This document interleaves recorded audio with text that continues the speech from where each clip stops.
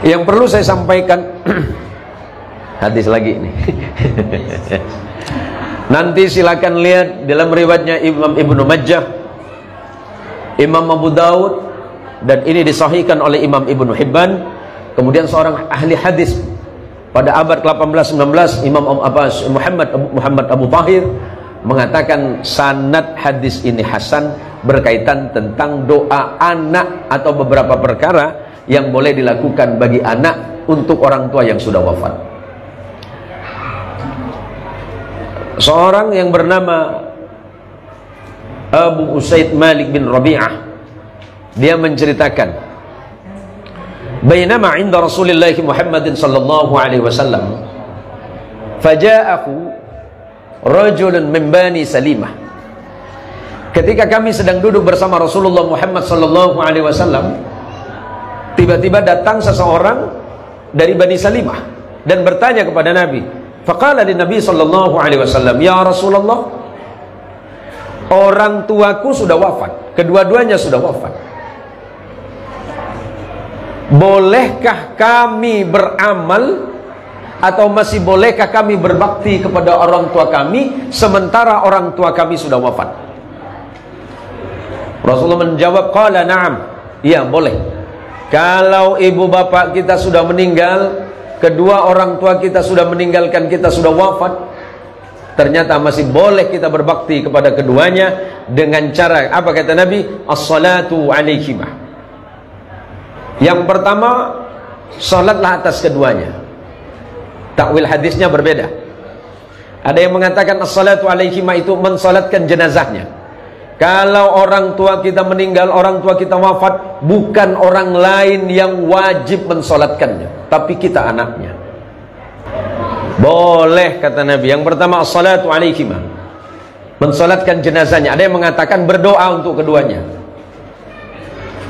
Yang kedua, wal istighfarul lakumah, memohonkan ampunan atas keduanya. Berarti tahlil kita malam ini secara dalil hukum itu diperkenankan karena kita mendoakan orang tua kita.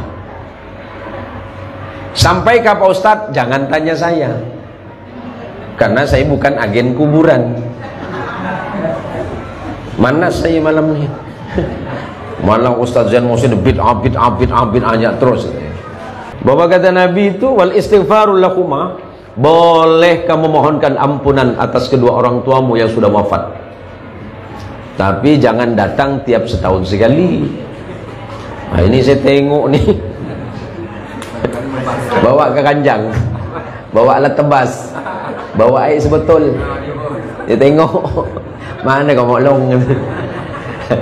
Doa arwah. Hah? Setahun sekali datuk bapak kau dia datang ini. Datang ke orang tua itu mendoakan tiap saat, tiap waktu. Karena dosa orang tua kita belum tentu diampuni oleh Allah. Maka kita berharap kepada Allah melalui kesempatan ini Allah mengampuni dosa keduanya. Karena kata Nabi, boleh kamu mendoakan orang tuamu yang sudah wafat. Kapan saya mendoakan? Setiap habis sholat. Karena orang tua kita dulu semasa hidup tidak pernah berhenti mendoakan kita. Bahkan seburuk-buruk anaknya sekalipun, seburuk apapun anaknya, orang tua masih bilang dia orang baik. Mana lawan anakku bagus tuh, padahal anak dibuang. Yang ketiga, wa infadu ahdihima ba'da wafatihima, memenuhi janji orang tua setelah wafatnya. Orang tua dulu pernah berniat seperti ini, nak, kalau nanti ibu dan bapak atau ayah dan ibu sudah tidak ada, kalau kamu punya rezeki, tolong kamu berinfak di masjid atas nama bapak dan ibu, karena sekarang ibu dan bapak belum ada rezeki. Ada orang tua dulu pernah berkata, nak, kalau awak nanti punya uang, rezeki berlebih, kalau awak punya rezeki, punya uang, bolehlah engkau berkurban atas nama ibu dan bapak. Kalau kita punya uang, penuhi janjinya. Wa infadu ahdihima ba'da wafatihima. Yang keempat, wa ikramu sadiqihima, muliakan sahabat orang tua. Orang tua kita semasa hidup pasti punya sahabat. Muliakan, wah beliau sahabat orang tua saya. Cara memuliakan tuh banyak.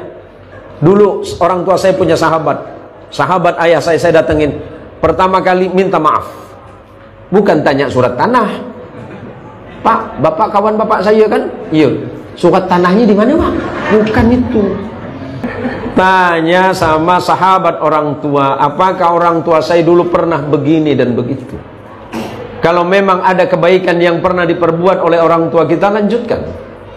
Yang kelima, wasilatur rahimi allati la tusalu illa bihima. Sambunglah silaturahim yang pernah disambung oleh kedua orang tuamu. Kita ini biasa bicara soal nasab. Sambung silaturahim. Silaturahim yang dimaksud adalah menyambung sesuatu yang terputus di dalam kebaikan. Orang yang memutus silaturahim diancam tak masuk surga. Dan Rasulullah Shallallahu Alaihi Wasallam, seorang sahabat Abdullah bin Umar mengatakan, la yadkhulul jannata qati'un, tidak bakal masuk ke dalam surga qati'un, orang yang memutus. Kemudian Imam Nawawi rahimahullah ta'ala mentakhrij hadis-hadis ini dan mengatakan qati'ur rahimi, orang yang tidak bakal masuk surga itu adalah orang yang senang memutus silaturahim.